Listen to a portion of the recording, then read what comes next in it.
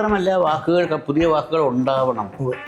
പുതിയ അക്ഷരങ്ങൾ കോയിൻ ചെയ്ത് പുതിയ വാക്കുകൾ ഉണ്ടാകുക എന്നുള്ളതാണ് ഭാഷയുടെ വളർച്ചയുടെ ആവശ്യം. ഒരു അമ്മ പ്രാണന്റെ പാലൂട്ടിയാണല്ലോ കുഞ്ഞിനെ വളർത്തുന്നത്. അതുപോലെ തന്നെ നമ്മൾ തീർച്ചയായും ഭാഷ എന്നുള്ളത് തന്നെ നമ്മൾ ഗർഭം ധരിക്കുക. അതിന് വേണ്ട എല്ലാ ചേരുവകൾ അക്ഷരങ്ങളോട് കൊടുത്ത് ഒരമ്മ എങ്ങനെ ഒരു കുഞ്ഞിനെ വയറ്റിലിട്ട് വളർത്തുന്നു.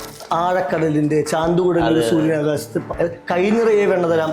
പിന്നെ ചോട്ടാ മുംബൈയിലെ പാട്ട് ഈ തല എന്ന് പറഞ്ഞ പാട്ടൊക്കെ എടുത്ത് കേൾക്കുമ്പോ എന്തിനാ എടുത്ത് അടിത്തടകൾ. ഞാൻ പറഞ്ഞില്ലേ, അത് ഞാൻ എനിക്കറിയില്ലത്. ഞാൻ ഇതെങ്ങനെ എഴുതുന്നതെന്ന് ചോദിച്ചാൽ എനിക്ക് പറഞ്ഞതേ അറിയുന്നു. എനിക്ക് അച്ഛൻ പഠിപ്പിച്ചിരിക്കുന്നത് ഇരിക്കുന്നിടം ഈശ്വരരാക്കുക എന്നുള്ളത്. എന്താണെന്ന് വെച്ചാൽ നമ്മൾ അന്വേഷിച്ച് പോകരുത് ദൈവത്തിന്. ദൈവം ഉണ്ടെങ്കിൽ നിൻ്റെ അടുത്ത് വരും. അത് നിനക്ക് കണ്ടുപിടിക്കാൻ പറ്റില്ലെങ്കിൽ നീ എവിടെ വന്നൊരു കാര്യമില്ല, നിന്നിലുണ്ടെന്നുള്ളതാണ്.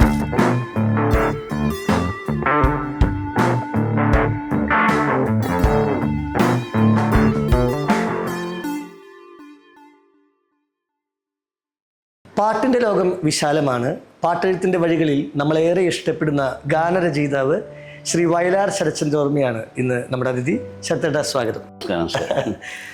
ഈ ഗാനരചന എന്നൊരു ദൗത്യം നിർവഹിച്ചു തുടങ്ങിയിട്ട് ഒരു 35 വർഷം അല്ലെങ്കിൽ 36 വർഷത്തോളം ആയിട്ടുണ്ട് അല്ലെ? 90കളുടെ തുടക്കം മുതലേ സജീവമാണ്. ഈ പാട്ടെഴുത്ത് നൽകുന്ന ഒരു സന്തോഷം, അത് നൽകുന്ന ഒരു സമ്പാദ്യം, അത് നൽകുന്ന ഒരു സൗഹൃദം, എങ്ങനെയാണ് അതിനെക്കുറിച്ച് പറയാം? ഇതെല്ലാം ഉണ്ട്. സമ്പാദ്യമാണ്, വേദനയാണ്, സുഖമുള്ള വേദന, പ്രസവ വേദന എന്നൊക്കെ പറയുന്നത്. ഒരമ്മ അനുഭവിക്കുന്ന വേദന സൃഷ്ടിയാണ്. അത് കുഞ്ഞിനെ പ്രസവിച്ച് കിട്ടുമ്പോൾ ഒരു അമ്മയ്ക്ക് ഉണ്ടാകുന്ന സന്തോഷം, അത് നല്ല കുഞ്ഞാണ് എന്ന് ആൾക്കാർ കേട്ടവർ പറയുമ്പോൾ ഉണ്ടാകുന്ന ഒരു അഭിമാനം, ആളുകൾ വീണ്ടും വീണ്ടും ഓമനിക്കുന്ന. അതെ. അപ്പം അവിടെയാണ് നമ്മൾ ചെയ്ത ഒരു പ്രവൃത്തി ഫലവത്തായി എന്നുള്ള കിട്ടുന്നൊരു വളരെ വലിയൊരു സന്തോഷമുണ്ടല്ലോ. ഒരു അമ്മ പ്രാണന്റെ പാലൂട്ടിയാണല്ലോ കുഞ്ഞിനെ വളർത്തുന്നത്. അതുപോലെ തന്നെ നമ്മൾ തീർച്ചയായും ഭാഷ എന്നുള്ളത് തന്നെ നമ്മൾ ഗർഭം ധരിക്കുക. അതിന് വേണ്ട എല്ലാ ചേരുവകൾ അക്ഷരങ്ങളോട് കൊടുത്ത് ഒരമ്മ എങ്ങനെ ഒരു കുഞ്ഞിനെ വയറ്റിലിട്ട് വളർത്തുന്നു. അത് അമ്മയെ നമുക്ക് കാണുന്നില്ല കുഞ്ഞ് വളരുന്നത്. അതേപോലെ നമ്മൾ ഇത് വളർന്ന് പ്രസവിക്കും. പിന്നെ പെണ്ണുങ്ങൾക്കുള്ളൊരു ഗുണം എന്ന് വെച്ചാൽ 9 മാസം അവർക്ക് സമയമുണ്ട്. നമുക്ക് ചിലപ്പോൾ 1 മണിക്കൂർ കയറേണ്ടി വരും. ഈ ട്യൂണിലൊന്നിട്ട് പെട്ടെന്ന് ധൃതി പിടിക്കും. അങ്ങനെയുള്ളൊരു അത് വിങ്ങൽ വല്ലാത്തൊരു വിങ്ങല. അത് തല്ലിപ്പഴിപ്പിക്കുക എന്ന് പറയുന്നൊരു ആ രീതിയിൽ നമ്മൾ എഴുതണം. എഴുതിയെങ്കിൽ നമുക്കൊരു ഈ കാലഘട്ടത്തിൽ നല്ല, വളരെ മത്സരാത്മകമാണ്. പിന്നെ പലപ്പോഴും സാഹിത്യബോധം കൂടുന്നവർക്ക് ഇന്റലക്ച്വൽ ആവുന്നതിനനുസരിച്ച് ഉണ്ടാകുന്ന ഒരു അമിത ഗൗരവം ഒട്ടും കാണിക്കാതെ എപ്പോഴൊരു നർമ്മരസവും മുഖത്തൊരു പ്രസാദവും ചിരിയും വാക്കുകളിൽ ലാളിത്യവും ഒക്കെ ചേർത്ത് പിടിച്ചിനെയാണ് പോകുന്നത്. അത് ഒരു കാര്യം അത് അച്ഛൻ പഠിപ്പിച്ചിട്ടുണ്ട്. അച്ഛൻ എപ്പോഴും പറയാം, നീ എവിടെ ചെന്നാലും നീ ഒരു മിസ്ഫിറ്റാന്ന് തോന്നരുത്.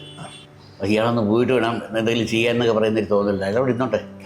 പക്ഷേ അങ്ങനെ മാത്രമല്ല, നീ ഇറങ്ങിപ്പോയി കഴിയുമ്പം അവർക്കൊരു ശൂന്യത ഉണ്ടാക്കുകയും വേണം. അപ്പം നമ്മളത് അതിനുവേണ്ടി നമ്മൾ ശ്രമിക്കും. ചിരിക്കാൻ തന്നെ ശ്രമിച്ചുകൊണ്ടിരിക്കും. നമ്മളത് മനസ്സിലേക്ക് എത്ര ഉണ്ടാവും സങ്കടമൊക്കെ. പക്ഷെ അത് വേറെ കാര്യമുണ്ടല്ലോ. അത് ഒതുക്കുക, എന്നിട്ട് മറ്റുള്ളവരെ സന്തോഷിപ്പിക്കുക നമ്മുടെ സാന്നിധ്യം കൊണ്ട്. അവിടെ അങ്ങനെ പിന്നെ പറഞ്ഞു പഠിപ്പിച്ച് ഞാൻ ശീലിക്കുന്നുമുണ്ട്. അപ്പം അത് മാത്രമല്ല, നമ്മുടെ കയ്യിൽ ഒന്നുമില്ല എന്നുള്ള നല്ല ബോധമുണ്ട്. ഇന്നലെ എഴുതിയൊരു പാട്ട് രണ്ടാമത് എഴുതാൻ പറ്റില്ല. ഉള്ളത് അല്പമാണ്, ക്ഷണികമാണ്. അതെ. പിന്നെ അത് മാത്രമല്ല, അടുത്തൊരു പാട്ടും പുതിയ പാട്ടാണ്. ഓരോ തവണയും നമ്മൾ വീണ്ടും വിദ്യാർത്ഥി ആയിക്കൊണ്ടിരിക്കുക. അപ്പോൾ അവിടെ അഹങ്കരിക്കാനൊന്നുമില്ല. പുതിയ കാലത്ത് ഉള്ള പ്രയോഗങ്ങളും ഉപമകളും ആളുകൾ അത് കേട്ടറിയുന്നതിൻ്റെ രീതിയും ഒക്കെ പുതിയ കാലത്ത് ഓരോ കാലത്തും പരിഷ്കരിക്കുന്നുണ്ട് ഭാഷ. പിന്നെ മാറി അതിൻ്റെ ആണല്ലോ ഇപ്പോൾ ഏറ്റവും കൂടുതൽ കടന്നു പോകുന്നത് തന്നെയാണല്ലോ. അത് തെറ്റാണെന്ന് ഞാൻ ഒരിക്കലും പറയില്ല. കാലഘട്ടത്തിന് മാത്രമല്ല, പുതിയ വാക്കുകൾ ഉണ്ടാവണം. പുതിയ അക്ഷരങ്ങൾ കോയിൻ ചെയ്ത് പുതിയ വാക്കുകൾ ഉണ്ടാകുക എന്നുള്ളതാണ് ഭാഷയുടെ വളർച്ചയുടെ ആവശ്യം. അല്ലെങ്കിൽ സ്ഥിരമായിട്ടുള്ളത് കൊണ്ട് അക്ഷരാമ്പത്തൊന്നും ഇനി മാറ്റാൻ പറ്റില്ല. പക്ഷെ അത് എങ്ങനെ നമ്മൾ അങ്ങോട്ടും ഇങ്ങോട്ടും ഒരു വാക്ക് തന്നെ വിളിക്കുമ്പോഴും അതിനകത്ത് വേറെ സങ്കല്പം കൊടുക്കാൻ പുതിയ തലമുറ നന്നായിട്ട് ചെയ്യുന്നുണ്ട്. നോക്കൂ, അത് ഓരോ കാലഘട്ടത്തിലും ചെയ്തിട്ടുണ്ട്. വയലാറിന്റെ കാലത്ത് ചെയ്തിട്ടുണ്ട്, ശ്രീകുമാരൻ നമ്പി സാർ ചെയ്തിട്ടുണ്ട്. അത് കഴിഞ്ഞ് പുറകെ വരുന്ന എല്ലാവരും ഉണ്ട്. ഓരോരുത്തർക്കും അതിനെ അവരുടേതായ രീതിയിൽ ചെയ്തിട്ടുണ്ട്. പിന്നെ പൂച്ചൽഖാദറൊക്കെ ചെയ്തില്ല, അത്രയും നമ്മൾ പാട്ടറിയാം. പക്ഷെ അദ്ദേഹത്തിന് നമ്മൾ അത്രയും അറിയില്ല എന്നുള്ളൂ. ഈ അച്ഛനേക്കാൾ കൂടുതൽ നമ്പർ ഓഫ് സോങ്സ്. നേരത്തെ ബിച്ചു തിരുമല സാറിന്റെ പേര് പറഞ്ഞല്ലോ. അദ്ദേഹം വലിയ സാഹസിക പ്രവൃത്തി ചെയ്തിട്ടുള്ള ഒരു സംശയവും പതിവ് പ്രയോഗങ്ങൾ മാറ്റി വെച്ചിട്ട് പുതിയതെടുത്ത് അലക്കാണ്. മുഴുവൻ അങ്ങനെ ഒത്തിരി പാട്ടുകൾ ഇപ്പൊ ഭഗവാനെ ഊഞ്ഞാലാട്ടുന്നു പാട്ട് നമുക്ക് സങ്കല്പിക്കാം. മീനിന് പുഴമീന് നീന്തൽ കോച്ചിങ്ങോ എന്നൊക്കെ ചോദിക്കുന്ന ആ ഒരു കൺസെപ്റ്റ് അത് പുള്ളി ഞാനൂലിനും സീൽക്കാരമോ ഞാനെന്ന ഹംഭാവമോ അത് തന്നെ. പിന്നെ അങ്ങനെ ഒത്തിരി പാട്ടുകൾ അങ്ങനെ ഉണ്ട് കേട്ടോ. അതൊക്കെ പറഞ്ഞില്ല, ഒരു സ്റ്റേജ് മാറിയിട്ട് ഒരു അടുത്ത തലമുറ വന്നപ്പോൾ അതിന് വേറൊരു വേഷം കൊടുത്തു. അവർ ചെയ്തങ്ങനെ വീണ്ടും റഫീഖിന്റെയും ഹരിയുടെ കാര്യം പറഞ്ഞപ്പോഴേക്കും അത് വേറൊരു രീതിയായി. പിന്നെ അതിങ്ങനെ അത് പരിഷ്കരിക്കപ്പെടണം ഭാഷ. ഇപ്പോൾ സ്വന്തം ജീവിതാനുഭവങ്ങളിൽ ഏറ്റവും ശ്രേഷ്ഠമായ ഒരു കാര്യമാണ് അച്ഛൻ കാണിച്ചു തരുന്ന ഒരു വഴി. അതിനെ തുടർന്ന് ശരത്തേട്ട സ്വന്തമായ ഒരു വഴിയിലൂടെയാണ് സഞ്ചരിക്കുന്നത്.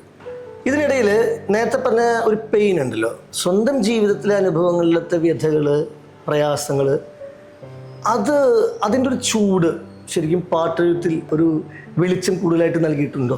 പിന്നെ അനുഭവങ്ങളില്ലെങ്കിൽ നമ്മൾ എത്ര വായിച്ചു അറിവുകൊണ്ട് നമ്മുടെ അനുഭവം തന്നെയാണ്. ഇളയരാജ സാറ് പറഞ്ഞിട്ടുണ്ട്, എനിക്ക് ആദ്യം ഇളയരാജ എന്നുള്ള സംഗീത സംവിധാനം ഉണ്ടാകണമെന്ന് കാലം തീരുമാനിക്കുന്നു, എന്നിട്ട് ഇളയരാജയിലൂടെ എന്തുതരം സംഗീതം വരണമെന്നും കാലം തീരുമാനിക്കുന്നു, എന്നിട്ട് ആ സംഗീതത്തിനനുസരിച്ചുള്ള പിന്നെ മുൻകൂട്ടി ശ്രോതാക്കളുടെ ഞരമ്പ് ശ്രുതി കൂട്ടുന്നു, ആ ശ്രുതിക്കനുസരിച്ചുള്ള സംഗീതം ഇളയരാജയിലൂടെ വരുന്നു പെട്ടെന്ന്.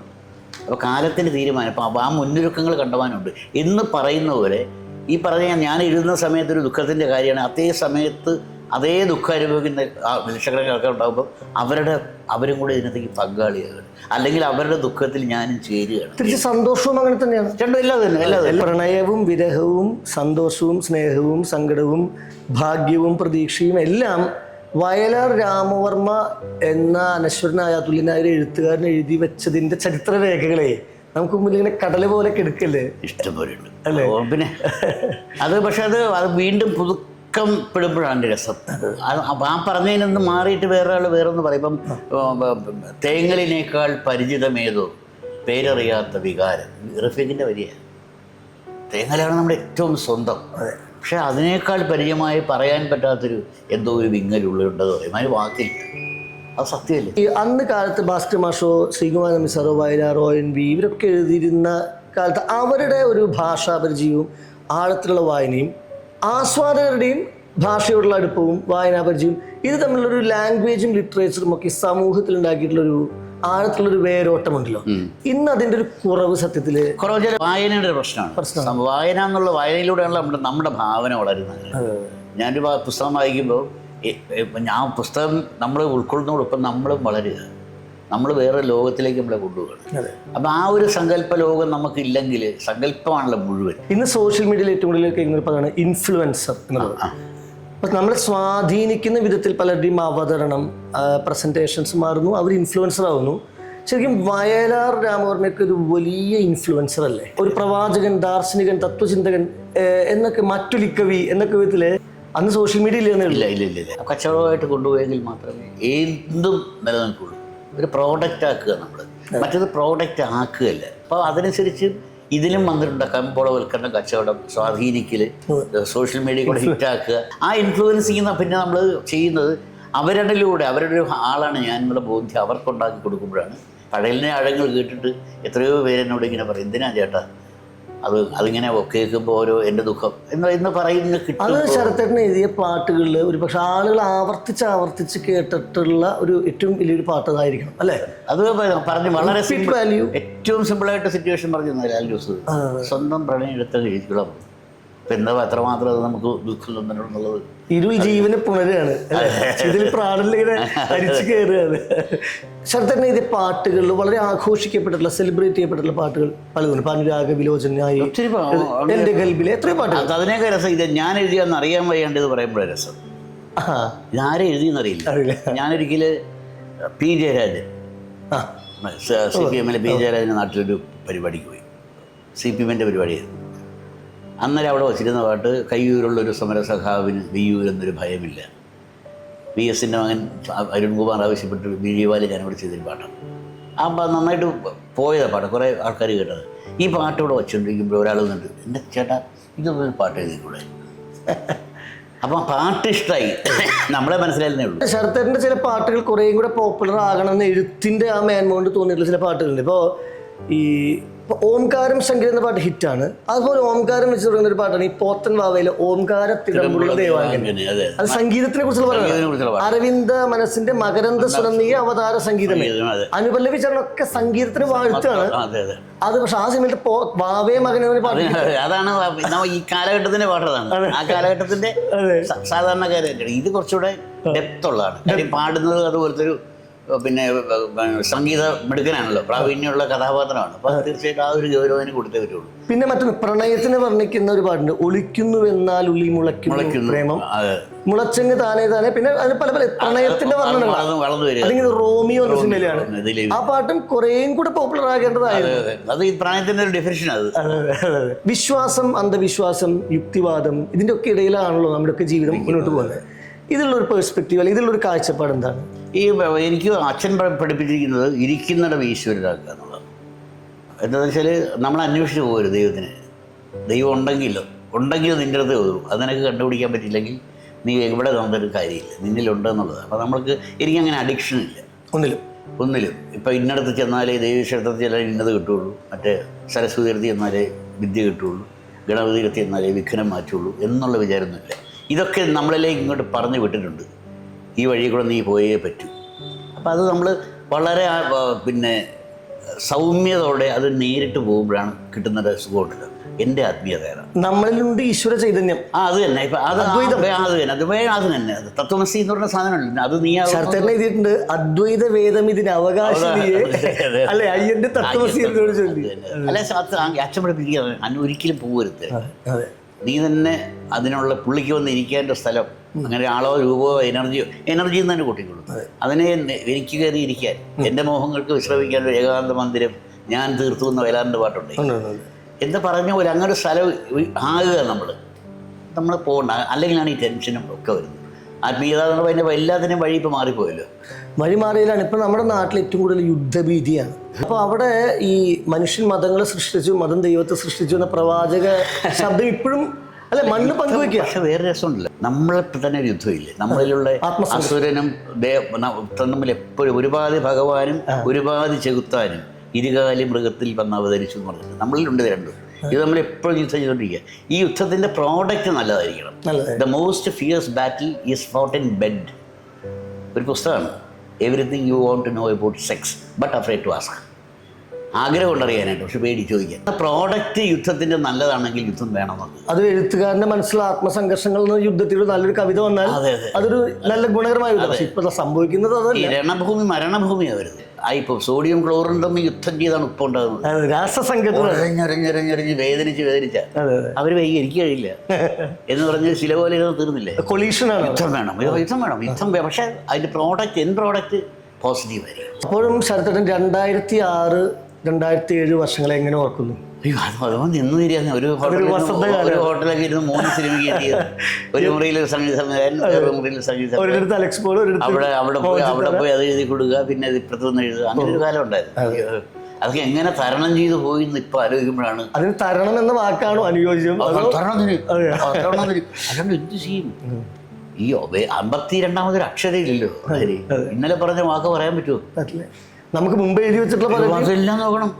ആ സമയത്ത് തന്നെ ഭക്തിഗാനങ്ങൾ ചിലത് എഴുതിയിട്ടില്ലേ?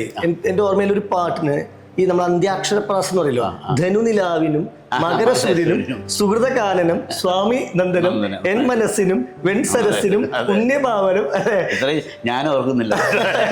ശങ്കരന്റെ ഭൂമിയായി നിൻ തപോവനം. പിന്നെ അതൊരു ഇതിൻ്റെ ഇതാണ് ഹരി. ഇപ്പം എനിക്ക് എൻ്റെ ജന്മം പുണ്യമാകുന്ന ഇങ്ങനെയാണ്.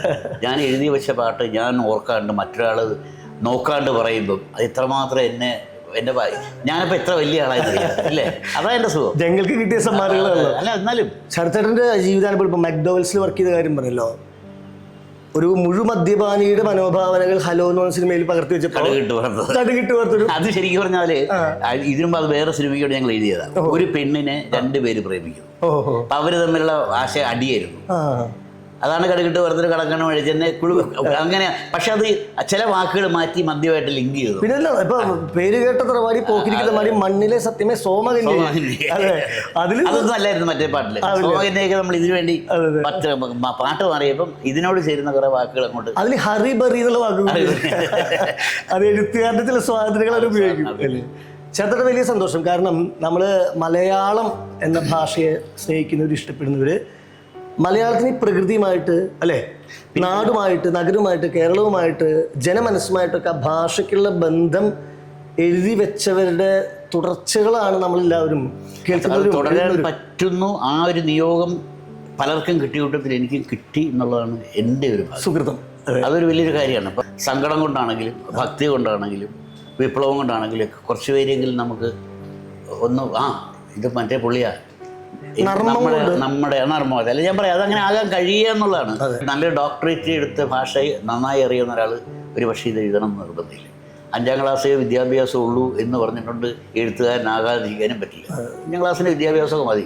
അനുഭവമാണ് ഏറ്റവും വലുത്. അനുഭവം. പിന്നെ ഈ തിരക്ക് പിടിച്ച സമയത്തും എഴുത്തിന്റെ പെർഫെക്ഷൻ കീപ്പ് ചെയ്തിരുന്നു. ഇപ്പോൾ വോട്ട് തെരഞ്ഞെടുപ്പ് അടുക്കുന്ന സമയത്ത് വലിയുള്ള നോട്ട് എന്ന് പറഞ്ഞ പാട്ട് ഹ്യൂമർസ് ആണെങ്കിൽ പോലെ എഴുത്തിന്റെ രീതികളുടെ ഇതെങ്ങനെ ഉണ്ടാകുന്ന എനിക്കറിയില്ല. ഇതങ്ങനെ വരികയാണത്. നമ്മൾ അത്രേ ഉള്ളൂ. രാജാ സാറ് തന്നെ പറയുന്ന പോലെ നല്ല മഴയത്ത് ഇങ്ങനെ കൈ നീട്ടി പിടിച്ച പെട്ടെന്ന് കൈ നിറയും അല്ലേ. പക്ഷേ വേനൽ വഴിക്കാണെങ്കിൽ കുറേ കാത്തു നിൽക്കണം. അത് ചില നേരം അങ്ങനെയാണ്. ആഴക്കടലിന്റെ ചാന്തുകുടലിന്റെ സൂര്യനാകാശത്ത് കൈ നിറയെ വെണ്ണ തരാം. പിന്നെ ചോട്ടാ മുംബൈയിലെ പാട്ട് ഈ തല എന്ന് പറഞ്ഞ പാട്ടൊക്കെ എടുത്ത് കേൾക്കുമ്പോ എന്തിനാ എടുത്ത് അടിത്തടകൾ.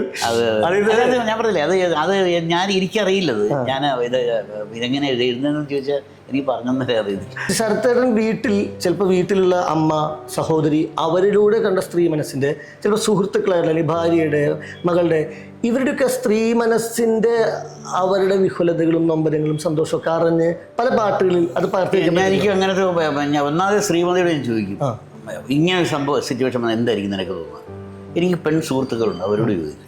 എന്റെ കൽബിലെ പാട്ടിലൊക്കെ നമുക്ക് പലപ്പോൾ ആണുങ്ങൾക്ക് നമ്മൾ അസ്വസ്ഥരായിരിക്കും. ഒരു പ്രണയത്തിൽപ്പെട്ട ചൊറിഞ്ഞും പിഴിഞ്ഞും ഒക്കെ ഇങ്ങനെ ഇരിക്കും. ഇവര് വളരെ നിശബ്ദമായിട്ടിരിക്കും. പക്ഷെ ഉള്ളിൽ അതിഗംഭീരമായ തിരമാലകൾ അല്ലെങ്കിൽ അഗ്നിപർവ്വതം പൊടുന്നുണ്ട്.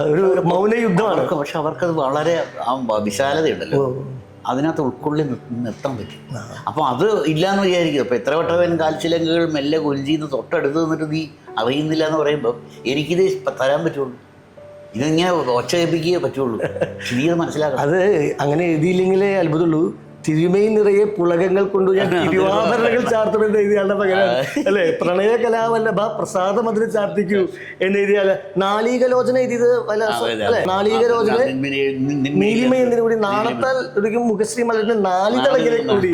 അപ്പൊ ആ എഴുത്തിന്റെ പാരമ്പര്യത്തിലൂടെ നമുക്ക് മലയാളികൾക്ക് അഭിമാനത്തോടെ തുടരാൻ പറ്റട്ടെ ശരത്തേട്ട. അതായത് ഇപ്പൊ ശരത്തേട്ടനുമായിട്ട് നമ്മളിപ്പോ ഇരുന്ന് സംസാരിക്കുന്ന സമയം ശരത്തേട്ടൻ വളരെ തിരക്ക് പിടിച്ചൊരു സെഷന്റെ ഇടയിൽ നിന്ന് വന്നിട്ടാണ് പറയുന്നത്. അതുകൊണ്ട് ആ സമയപരിധിയെ മാനിച്ചുകൊണ്ട് ഞാൻ വാക്കുകൾ ചോദിക്കുന്നു. പക്ഷെ ഇനിയും ഏറെ അറിയാനുണ്ട്, പറയാനുണ്ട്. നമുക്ക് കാണാം ഇതെല്ലാവരും യോഗമാണ്. പക്ഷെ നാളത്തേക്കൊന്ന് മാറ്റി വെക്കുന്ന കൃഷ്ണൻ പറഞ്ഞിട്ടുണ്ട് അഭിമന്യുവിന്റെ മരണം. അതെ, ഒരു ചക്രവ്യൂഹം കടന്നകത്തിയില്ലെന്നവരുള്ള കഥ പറഞ്ഞിട്ട് പിന്നെ പറയാൻ പറ്റി. അവിടുന്നാണ് ഈ യുദ്ധനീതികളൊക്കെ മാറുന്നത് അല്ലേ. അതുകൊണ്ട് പാവത്തിന് ഇറങ്ങാൻ പറ്റിയില്ല, പിന്നീട് പറയാനും പറ്റിയില്ല എങ്ങനെ ഇറങ്ങണം എന്നുള്ളത്. അപ്പൊ അതുകൊണ്ട് ഇന്ന് ചെയ്യാനുള്ള ഇന്ന് തന്നെ കഴിയുകയും ചെയ്യും. നമുക്ക് ഇന്ന് ഇത്രയും ചെയ്യാൻ പറ്റില്ല. സ്നേഹം തേനല്ല നോവിൻ കൈപ്പല്ല എന്ന് പറഞ്ഞിട്ടുള്ള വയലാർ ശരത്ചന്ദ്രവർമ്മയും സ്നേഹിക്കയില്ല ഞാൻ നോവുമാത്മാവിനെ സഹിച്ചിടാത്തൊരു തത്വശാസ്ത്രത്തിനെ എന്ന് പറഞ്ഞ വയലാറും ഉൾപ്പെടെയുള്ള എഴുത്തുകാർ നൽകിയിട്ടുള്ള ഒരു സർഗസൂര്യപ്രഭാവത്തിൽ നമുക്ക് മലയാളത്തെ കൂടുതൽ സ്നേഹിക്കാം. നന്ദി, നമസ്കാരം.